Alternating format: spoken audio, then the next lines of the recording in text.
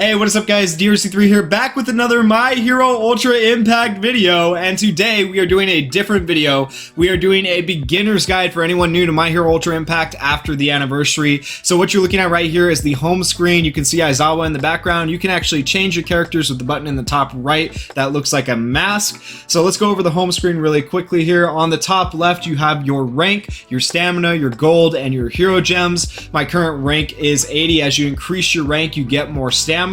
And then the gold is used to purchase things in the gear shop. The icon for the gear shop is in the bottom right. We'll go over that here in a few minutes. And then hero gems, I have 172 currently. It costs 500 hero gems if you would like to do a recruit. So if you want to do a recruit, you're going to need to earn up 500 hero gems, but there's lots of ways to do that with the quest mode, the main quest story mode, with VE Tower, with Ultra Arena, with the events that come up, and we'll talk about what all of those things are if you're new to the game and maybe you don't have them unlocked yet. But first, we're going to take a look at the recruit tab. So this is what the recruit tab looks like. Typically, you're going to have 2 or 3 banners up at a time, just like you have right now. The banner you're looking at is for the new character, the new present Mike in game. Typically, they'll come out with a banner for each new UR character that comes out in the game. However, this character joins the general pool, so even if you don't pull them on this banner, you do have a chance to pull them later, unless it is an Impact Fest banner, which just got introduced with the anniversary, which is like a rare character that doesn't come back as much, like the new Fantasy Bakugo and Deku, who you cannot pull currently. This is a VE Tower banner recruit that has a lot of different what are called hot picks and a lot of choices for characters, and this is really good for any player that is new and doesn't have a lot of UR characters, because you can see there are a lot of UR characters featured here, and a lot of good chances for you to pull UR characters. So which banner you summon on is up to you with your newfound hero gems, but I would personally recommend, if you are new, the VE Tower banner, because like I said, you have a chance to pull present Mike at any time. So let's talk about characters really quickly and what you do with those characters once you pull them. So this is the character menu.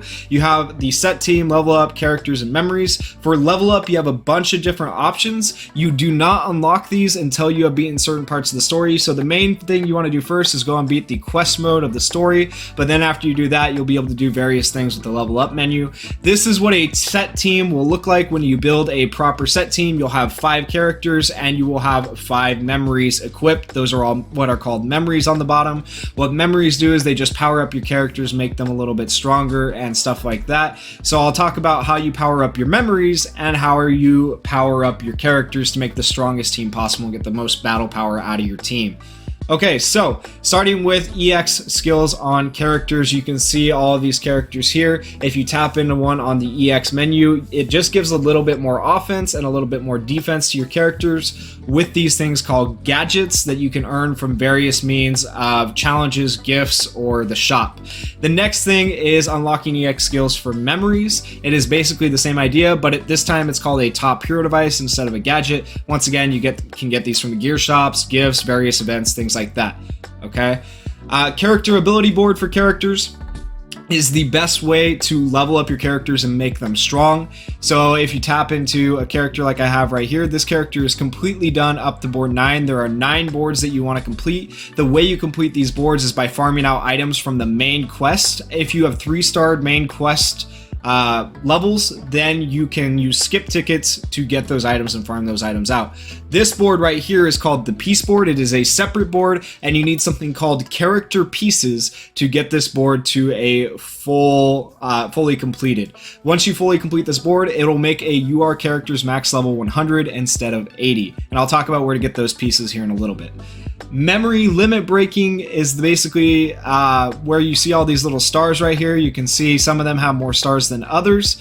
You want to limit break your memories because it raises the level of the memory, making it a higher battle power, and it also increases the skills. So this one right now currently does 60% plus ultra gauge, and if you raise it one more, it is going to change it and make it a little better. I did not scroll down here because it's just not that important, because you probably won't be able to EX things right away. Alright, so then lastly, for leveling up your memories, you get these things called memory tonics. You can level up your memories here. just like this. This one, when you get to level 100, it takes a lot of memory tonics to level up. Same basic idea with characters. Oops, tapped the wrong thing there. You go to the character level up, you tap on the character you want to level up. All my URs and SRs are actually leveled up, so I'm going to scroll down to my rares. I'm going to pick a random rare, and you just hit max bars. You level them up to max level. Okay, very last thing after that is advanced leveling up. And this is where you get things like HP flakes, power proteins, and speed jellies to level up your characters. You can see HP, power, and speed there on the left hand side at a 5,000, 1,100. You can level those up even more. Lots of ways to make your character stronger. I'm going to show you an advanced level up right here on my Todoroki, because I do need to advanced level him a little more. So once you get them to max, it says your character will get cool special effects. I'm still not 100% sure what those cool special effects are. I guess it's like when your character glows, like it does like a little shiny thing. I guess that's what it is.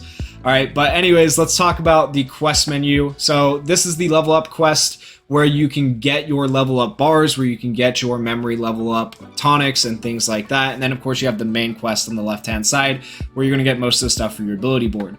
In the gear shop is another place where you can get your advanced leveling items under the coin menu.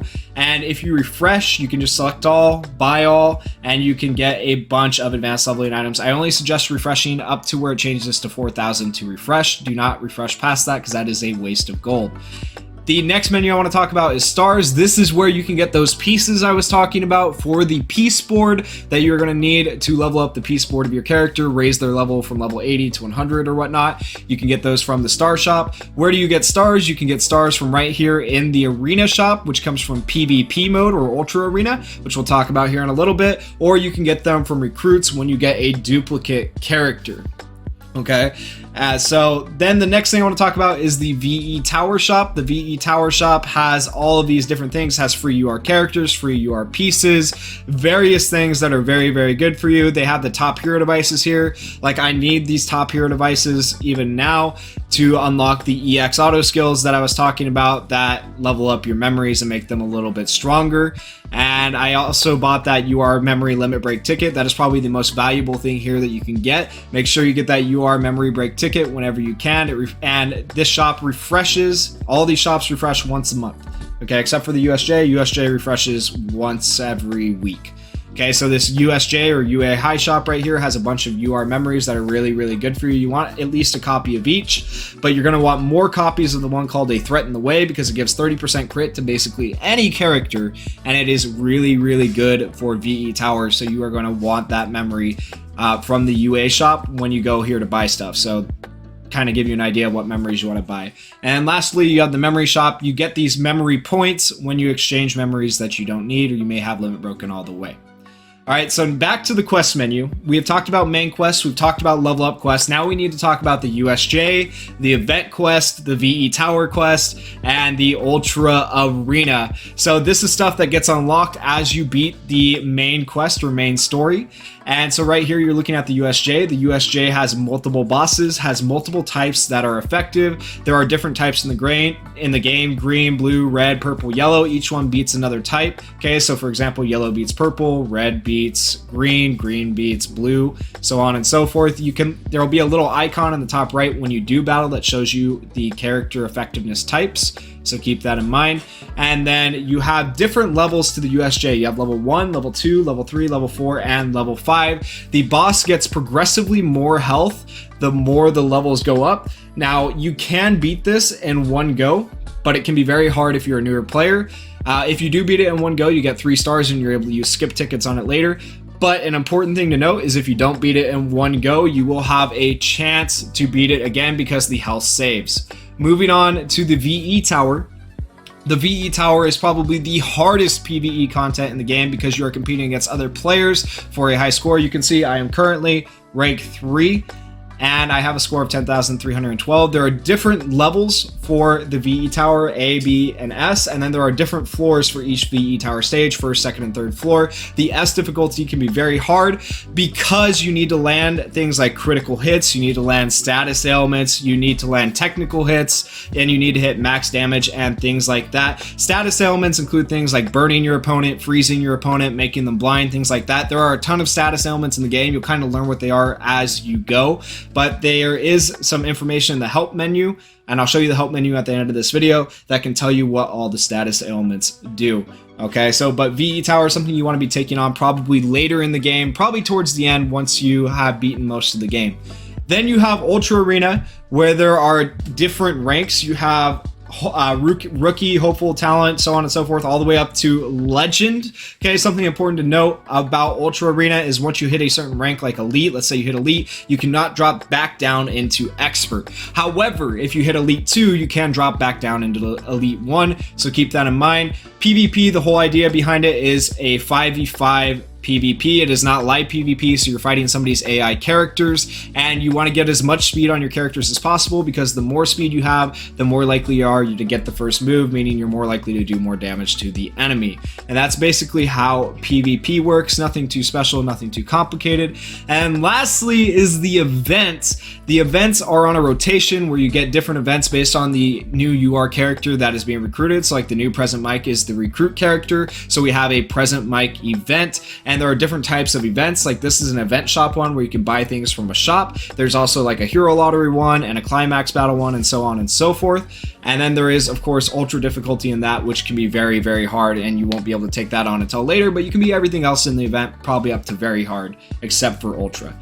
Lastly, here at the bottom of the menu is the base. We need to talk about the base a little bit because it just gives you like stamina, gold, and stuff like that, but that's about all there is to it. So we're gonna leave that, and that's about it from the base. And then for missions, you will get daily missions for logging in. Make sure you log in. You need to complete so many missions in your daily missions, and then you get special missions with each new event that comes out, so on and so forth. So complete those special missions to get items, hero gems, things like that you might be needing for your character.